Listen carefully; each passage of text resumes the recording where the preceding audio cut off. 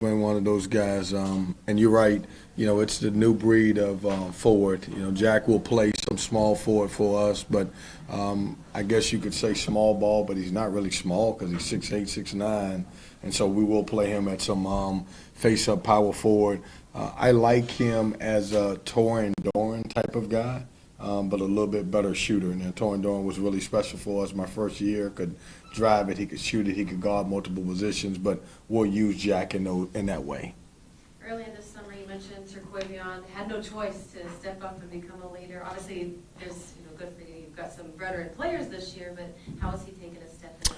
He's done a good job. He's always been our most. He always brings the most energy to our team, and he's still that way. What I love about the kid. One of the reasons, obviously, that he wanted to come back to school. Obviously, wanted to play his way into a higher pick next year. But he loves school. He loves teammates. He loves, if you guys have ever seen him at the football games, he's jumping up and down, and he loves to tailgate. He loves everything about NC State. And so his leadership is because he cares about everybody that's around him, and he's done a great job embracing that. He's done a great job as the guy who's a leading scorer returning, embracing the new guys that are coming in also. Would you consider him your foremost leader, or are there other players, even new players, who maybe are a little older and have stepped into that role? Yeah, I would say, Luke, I would say that probably if you made me pick a guy who's going to be our main leader this year, I would say it's probably going to be Jaquel Joyner. I think Terquavion will lead in several different ways as he plays, and he will certainly have a voice. But if you made me pick a guy right now, I would say it probably would be Jaquel. He's older. He's the point guard on the team. He's been through it a little bit. And I think he's stepped up so far. And it's hard for transfers to come into any program because they're still trying to figure out their way out. And can they say this and can they say that? And I think he's been one of those guys that's found his niche and people listen to him. How's the chemistry between Jaquel and Terquavion on the backcourt? It's good. A lot of times I haven't played them together a lot. Because they're both so competitive, so I kind of want them on the other team so they both can lift the other team up. But the times that they played together in Bahamas when they were on the floor together, they seem to work well. We got enough shots at this program to go around, so I don't think that's ever going to be an issue. From a numbers standpoint, do you see Casey Marcel and Breon Pass playing multiple roles, different positions? Yeah, I think you're going to see Casey Marcel, who will play some shooting guard and small forward. I think you'll see Breon as a point at times and then off the ball at times. But, I look at Casey as a guy who could possibly be one of the top defenders in our league. Strong, he's physical. He's also shooting the ball very well. And I think Breon Pass, we saw just a little bit of what he can do last year. And I think you'll see more of him because he'll have opportunities. So you'll see at times him with Terquavion, and times he's with Jaquel on the floor, and then even with Casey. You've been around a lot of winning teams and championship teams. How tough personally was last year for you, and what changes did that bring about? Well, Chip, I'm a competitor, and I think every coach in the country pours all his energy and time and effort into the job that they do. And you certainly want to be rewarded at the end. And for me, it was tough. I would be lying to you if I didn't tell you it was one of the toughest seasons, if not the toughest season that I've ever been through in basketball. Very humbling season for me. And, as a head coach here at NC State, no matter what the situation was, I take full responsibility of the season that we had. And it's my job to go out and try to correct it. And I think we've done some great things in identifying some of the issues that we had last year, and we've done it through recruiting and bringing the right guys in. Has that energized you? Yeah, I don't need. Sometimes I'm energized all the time, and I'm excited about this year as I was going into last year, and I don't need a losing season to get me that way. But certainly it helps. I wouldn't lie about that part of it. But I'm as focused. My attitude's been great. I'm pushing. I've got great people around me that I listen to that are helping. And a lot of times when you go through a season like that, sometimes you want to turn your back and look at just you. And I try to surround myself with some folks, some players and coaches that certainly want to obviously get back on the right track. And I think that's important. How do assistant coaches doing, and how long did it take working with them sort of become your new normal? Yeah, they're doing great. I think all three of those guys are fabulous. And, one thing I wanted to go out and get three guys with tremendous energy.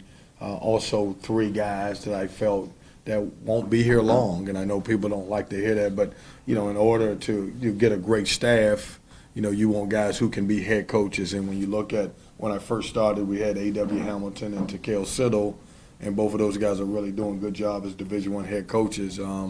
I love our staff. I love our chemistry. They're working well together.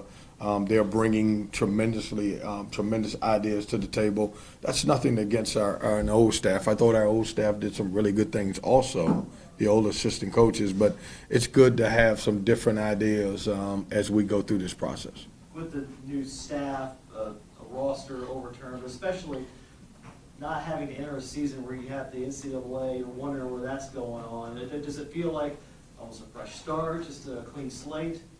Yeah, that's a great question. This is the first year that we're going into a year without having that over our head. And I know a lot of people, it's weird because a lot of people look at it that we didn't get hit with postseason play, and they just kind of figured it didn't matter to us or it didn't hurt our program.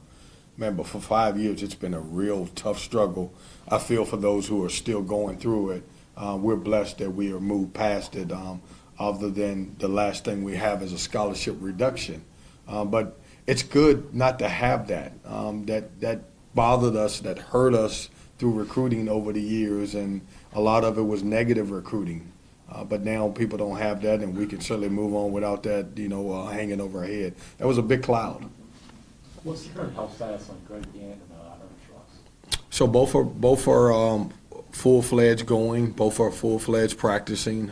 Both are healthy right now. And you're sitting on some wood, so I want everybody to do this. Knock on wood.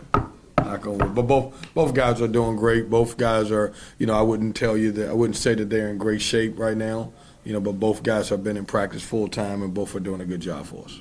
Whatever questions you had about your front court coming into this season, have they been answered up to this point? Yeah, we went out and we got veteran guys. You look at the stats, and man, DJ Burns' stats are so incredible. For 20 minutes of play to average 15 points a game, and obviously to be the player of the year in the Big South. And then Dusan Mahorshik has been around for a long time, and he's done a great job at every stop, and he's a really good basketball player. And then let's not forget the experience that E.B. Dewana was able to get last year by playing and being thrown into the fire. Both him and Jalen Gibson were guys who I didn't think were going to be able to touch the floor until their junior year, and all of a sudden he had to play. And then you had Ernest, and then you had Greg. There was a lot of pieces that we just did not have. And so I like the fact that we have great competition. My teams have always done well when I have 10 or 11 guys or 12 guys, and practice is so good and they're so competitive where the games become a little bit easier. What's more? Talk about DJ Burns' minutes. What can you do to get him to X amount of minutes? What is your goal for him from a conditioning standpoint, from a not getting into foul trouble standpoint, to get him on the court as much as humanly possible? Well, I told him if he gets in great shape, he'll play 40 minutes a game. So he should be excited about that. No, he's working extremely hard. He is.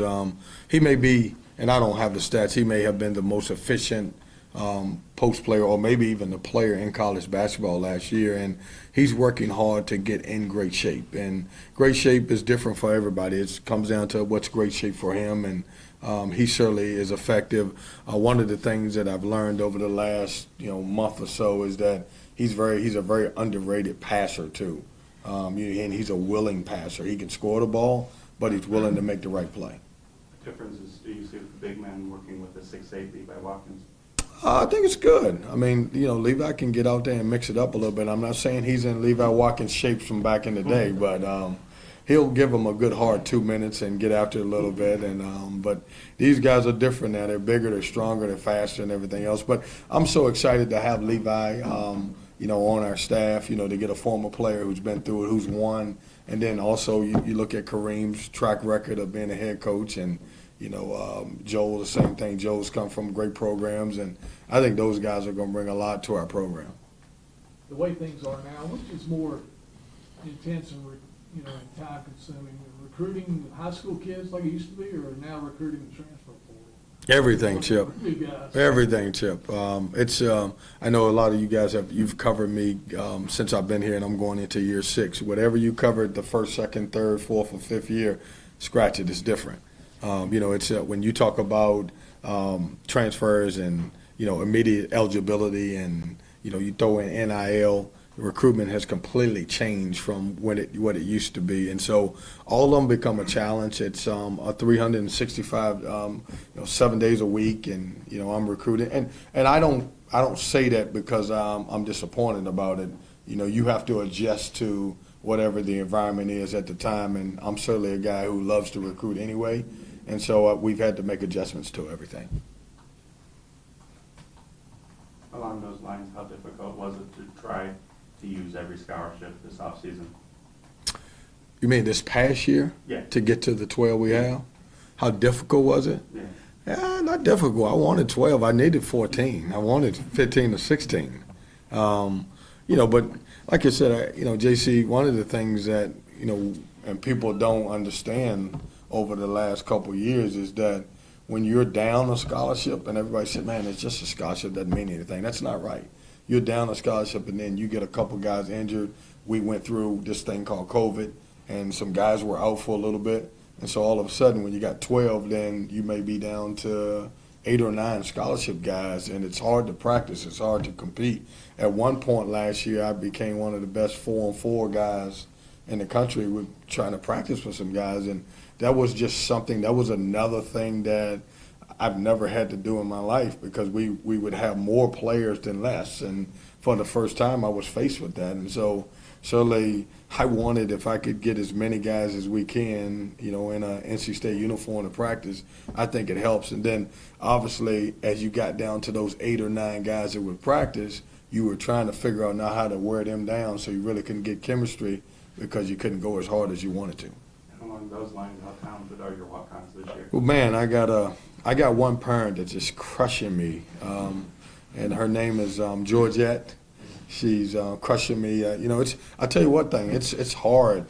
It's really hard. My son and I got a tremendous relationship, and my wife and I, man, we're strong in 22 years of marriage, but it's the first time now when she's got a chance to be a parent, and she's going to talk trash to me about her son, which is different, I don't know what she's going to say when, if I yell at KJ and he comes home and say, hey, Daddy just yelled. Oh, will he say Daddy? He may say Coach. I don't know. But he just yelled at me. So it's different. I'm having fun. I'm excited. Just having my son around me and being able to see him every day, man, that means a lot. And I'm excited that he's with us. And we had a choice as a family to whether he was going to come to NC State and be a part of our team, or whether we're going to send him to prep school. He missed his first year with a torn labrum, and then he went through, the COVID years, and, the decision was, it was really on him, and he loved our team, and he loved being around our team, and we decided to get there. So I think our walk-ons are going to help. I know I can't get rid of one of them. I know that, so it'll be a problem. When you were talking about last year being humbling, it's a difficult experience, some of that's beyond your control, is like Manny in the first minute. And then there are things probably you look back and you say, maybe I could have done this differently or whatever. Kind of how do you balance that part of sometimes things go wrong, and then some of it's what can you do better, I guess, when you reflected on yourself? Yeah, Aaron, you know what I did? After a while, and I'm the toughest on myself than anybody, I go back after the season and I spend 2 or 3 weeks and listen to everything and think back and replay and watch a lot of film. After I got to that stage, I stopped having I decided, I'm going to turn the page, and I'm going to go out there and I'm going to recruit as hard as I can. I'm going to address the needs that I think that we need to have. And, Manny it was a tough loss for us because we thought we were going to have a veteran guy, and then we never thought that we wouldn't have Greg Gant, and then Ernest Ross went through his deal. And so all of that being said, is there a couple things I could have done better from a coaching standpoint? Possibly. But I didn't think we had the pieces. And, a lot of times we were trying to survive and stay in a lot of those games just because we didn't. But at the end of the day, I hope and trust my instincts, and my instincts were to try to go out and fix some of those issues. Nobody takes the blame more than me. No matter how it looks, I take it on the chin, and I don't try to, put it on anybody. I thought the kids were fabulous. They gave me everything that they could ever give me, and it's up to me to fix it. First losing season ever in my career, and that was tough, and I didn't like it, and so I had to make some adjustments. Big picture. Yeah. It feels like sometimes the rules kind of get changed midstream. Like they're moving the goalposts on you. Transfers could be eligible. Transfers are not supposed to be ineligible. You can't do it, 2 times in 4 years, and yet then everybody gets a waiver. Do you kind of sometimes look at, how they use official visits rules and how they use the transfer rules and be like, okay, how are we supposed to build a roster at times when we don't know if they're even going to be eligible, and then all of a sudden they get a waiver like 3-4 months later? Yeah, I think, and I probably speak for a lot of coaches, not everyone, but if you can't adapt to what's going on right now, it's probably time for you to look at a different career, because it has completely changed. The way you guys have to cover has changed. It's completely different. I wish I had, we have this, 28 visits in 2 years. With the ability to bring young kids on a visit, and with the ability for so many guys to transfer, I wish we would go to and look at saying, hey, there should be unlimited visits. You use it as you may. The other thing I would love to see at some point is that, we get 3 coaches that can go off the 3 assistant coaches and myself that can go and recruit. I wish we get to the point where you got a staff, you send anybody out that you want to.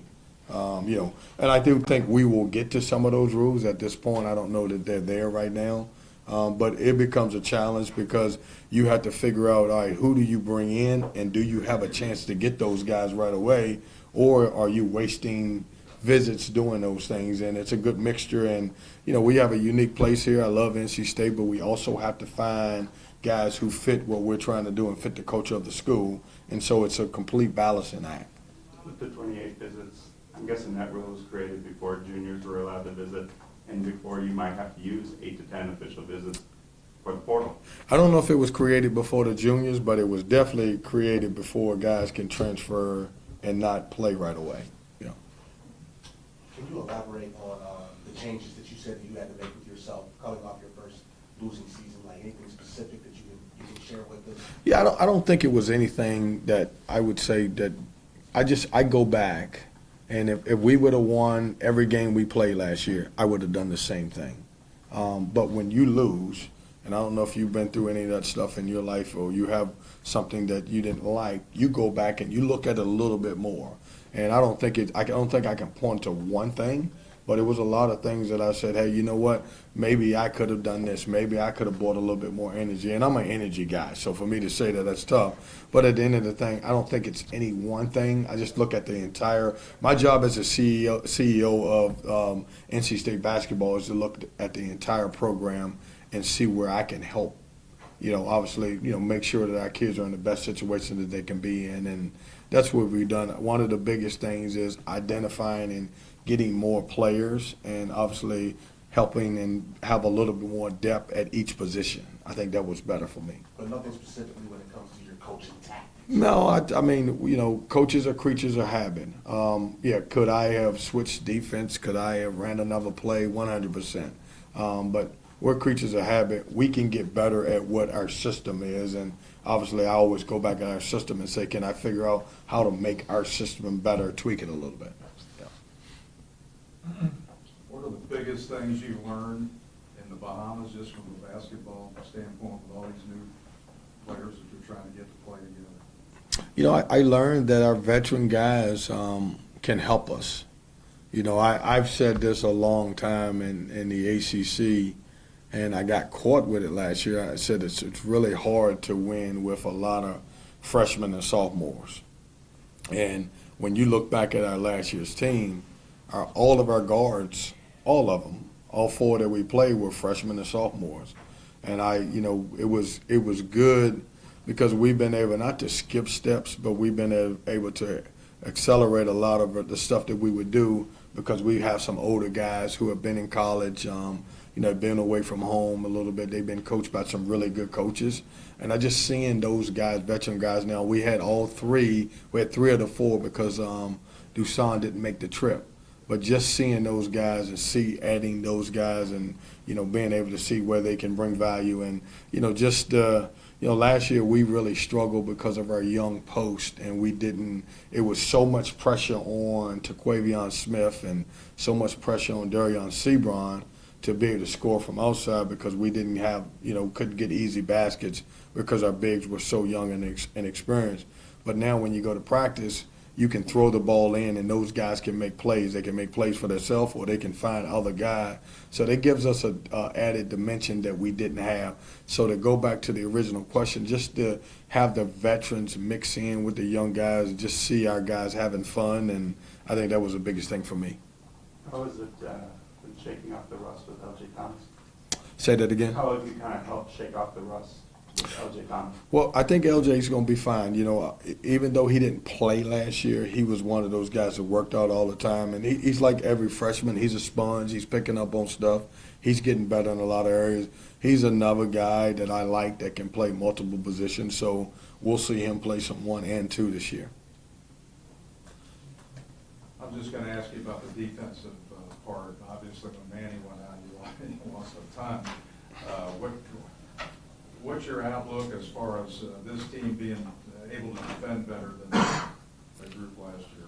Well, it was different. We had the leading shot block in the country that we thought was coming back, and so our philosophies and how we try to guard the ball was a little bit different because in the past we could really pressure, and even when we flush guards to the hole, you know, Manny was back there to clean it up. So I think, you know, so you guys know, I think I'm going to play 100% zone this year. I've been looking at a lot of tape of Syracuse, and if you're going to play a zone, I think it's going to be, you know, Coach Boeheim's got a tremendous zone, so I think I'm going to play a lot of zone this year. Write that down. Pretty good zone. You don't believe me, but write that down. They play a pretty good zone. They do play a pretty good zone, and I'm not saying that our zone is going to be as good as theirs, but we're going to. You've always been good at kind of projecting the ACC. Yes. What are your thoughts on the ACC this year? I'm not good at it this year because there's so many different, you know, different. Do you need rosters? I do need rosters. Like when I go to ACC Media Day, I'm hoping they bring 2 guys that I know, so each team, so I can introduce them. So, and I, you know, because you don't know, you don't know, and that's, and I'm not saying it's just not the ACC. It's everywhere, you know, and that's the way, that's the norm.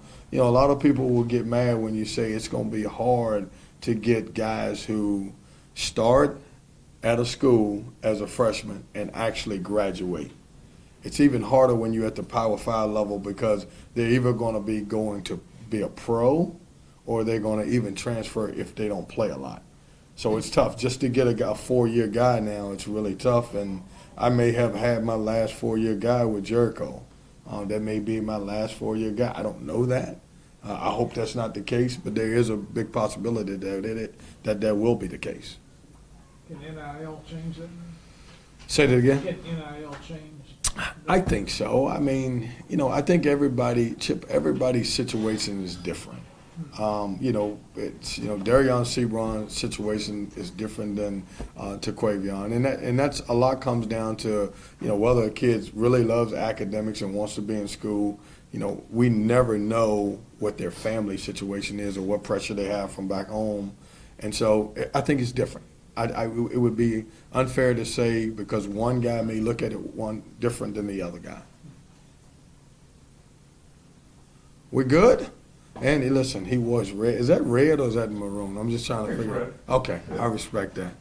Thank you guys. Listen, I appreciate all you guys, and we're excited. Nobody asked me this, but I am excited about practice on Monday. We talk about practice now. Yeah. I am very excited about practice on Monday, and thank y'all for all you do, and I don't take it for granted. And listen, this is why I wanted this to be in person. We hadn't been like this in a while, so hope everything works out good. So practice is open on Monday? Practice is not open on Monday. Practice may be open to one segment of guys on Monday, and that may be the NBA scouts, but not you guys right now. All right. Well, no, don't talk like that. Don't say that. You want to talk to Craig, because Craig will get mad. He left out here, and he's going to want to know what I told y'all, promise y'all. Yeah, he's going to want to know what I promised. There he is. Craig, practice is open on Monday for the media. No, it's not. Only Luke. I had a feeling that was gonna be a wink, wink, and then I'm sending an email to everybody Monday No, saying. I think we cleared it up. We good.